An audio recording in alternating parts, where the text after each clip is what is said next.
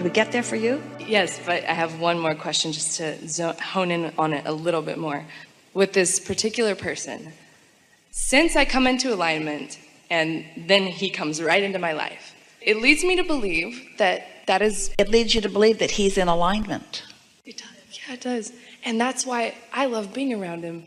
And Everything so? clears when... And so... Give him to her. I don't know. Oh, hell no. Hell no. So say that again. So I'm in alignment. I'm in alignment. And he comes right in. I don't try. And this person that I adore, and I have decided to adore, regardless of if he's in my direct experience for the rest of my life, whatever distance, it's okay. I adore him, and I just want him to be happy. But I don't try. I just get into alignment, and it comes right in there. And then I get afraid because I think of societal rules about relationships, and, well, maybe we should do this because that's what it looks like when people are like this. And then he's like, whoa.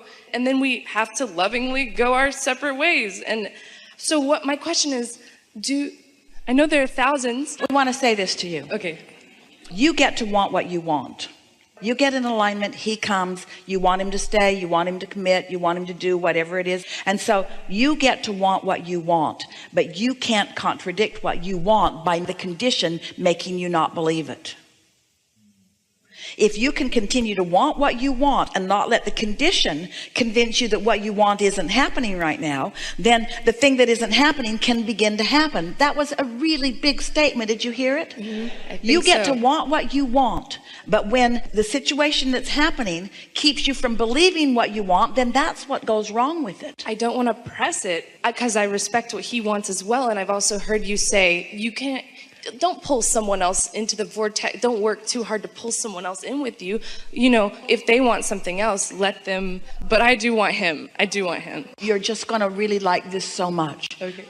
Sometimes, and this is what's happening here, by insisting on what you want before another is ready, and you try to pull them into the vortex, you're not pulling him into his vortex. You're pulling him out of his vortex. Now, you really can't pull him in or out. So that's why you have to leave him out of the equation. You have to want what you want and believe what you want and allow what you want, and what you want will come, and most likely through him. But when you try to make it be this way right here, right now, before somebody else is ready, the backlash happens. Here's why.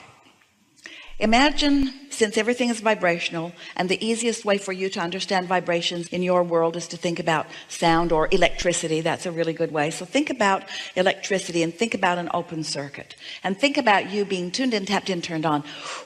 You've got all of this energy flowing through you, and you are flowing it toward this desire. Let's say in this case, toward this specific person, this desire about this person, and you're flowing it. But let's say that for whatever reason, that person isn't in complete agreement with what you're doing. Now, the tendency would be to say, okay, then that person has closed their circuit because he wants something different. So his circuit is closed while mine is open, and so I'm getting electrocuted. But what's really happening, since his circuit doesn't have anything to do with your electrocution ever, only your own circuit. So you're flowing, but then his behavior or his condition causes you to think thoughts that close your own circuit. So it's not what he's doing, it's what you're thinking about what he's doing that causes you to close your circuit, and that's what is electrocuting you. And then because you don't feel good, then it feels like it's wrong, and it's not wrong because of the behavior, and it's not wrong because of the person, and it's not wrong because of the decisions of the person. It only feels like it's wrong because you're closing your own circuit with a belief that doesn't match your desire. And when you sat in that chair, you didn't do that.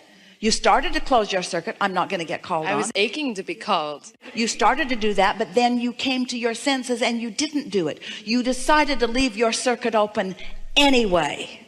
And this is exactly the same thing. I've decided to be happy even though what I want isn't fully manifested. And in my happiness, I allow it to evolve, and I allow myself to witness the unfolding of it because it is so delicious. It's now. There's not ever going to be a then.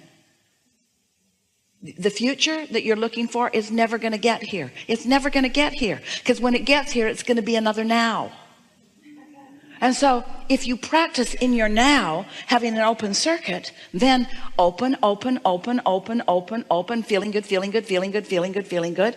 But if you put some sort of ruling on the way that it needs to open, then you close your circuit in the now. And then I start talking about it and take action. It's your future you're worried about. Your now is so blissful that you can't let it be. You have to kill it with your misunderstanding about the future. I have to scan for what could possibly go wrong for insurance policy. You know, I needed insurance on the relationship. So I was like, well, what if this happens? And before I know it, this beautiful thing that I was having fun with starts fizzling out. And then I'm heartbroken again, you know. So if you could just hear us when we say he's not the one closing the circuit, you are, relative to anything. And when you stop doing that, then now is really delicious, and then now is really delicious, and then now is really delicious, and then now is really delicious. It also will take away your concern over ageism, because you all have equal access to now. Right now, where you converge with source energy, it's all right now. And it doesn't matter how old you are, how young you are, doesn't matter how rich you are or how poor you are, you all have equal access to this energy right here and now. So the successful happiness that you're all reaching for is all about what you decide to do with your own circuits. And we're talking about the circuit of desire and the circuit of belief. Because the desire is flowing, and if the belief is in opposition, then the feeling is that negative emotion. Ooh, you came a long way on that understanding, didn't you? Don't you love knowing that? Don't you feel sort of invincible? Doesn't it feel to you like you could do just about anything that you can convince yourself you can do? Doesn't it feel like you'd just like to maybe shore up some of your own beliefs by looking for evidence of these laws? Because there's not a shred of evidence to the contrary of them. Your life is rich with them. You see, more blue glass moments everywhere. Yeah. Enough? Enough. Really good. I love you, Abraham. Thank you.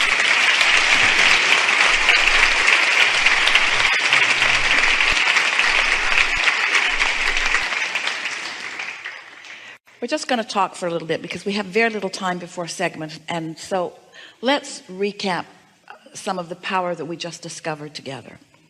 So you create your own reality, yes? And you're a vibrational being, and you're emanating a signal at all times. And the signal that you are emanating, meaning the thoughts that you are thinking, or the words that you are speaking, or the action that you are taking, whatever it is that you are focused upon, whatever it is you are talking about, whatever it is you are doing, is causing you to offer a vibration that law of attraction is matching. So you're getting back what you're giving out all the time.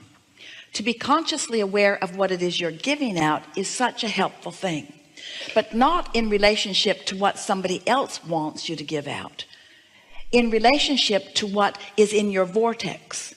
Because through life you have figured out at so many levels of your being precisely what you want, and it is rich and it is understood by your inner being, tended to. The cooperative components have been gathered, and it is your reality to which you are having a relationship. Everything that you feel is you having a relationship with what you have created, with who you really are, with what you really want. And every emotion that you feel is not about what somebody else is doing. It's not about anybody else's power, because they don't have power in your experience. Everything that you feel, whether it feels wonderful or whether it feels awful, is only about one thing, and that is your vibrational relationship with you that you have created. When you decide that nothing matters to you more than that you feel good, which means nothing matters more to me than that I'm finding a thought now that it has harmonics to what my inner being is thinking about the same subject. If happiness becomes your dominant quest, then what happens is you find yourself more often in perfect alignment with who you are, with an open circuit. And then as thoughts turn to things, you just get more and more and more ideas. We want you to feel the reality of your vibrational reality. This vortex is a real thing. And we want you to understand how far it has come, how big it is, and how important it is to you.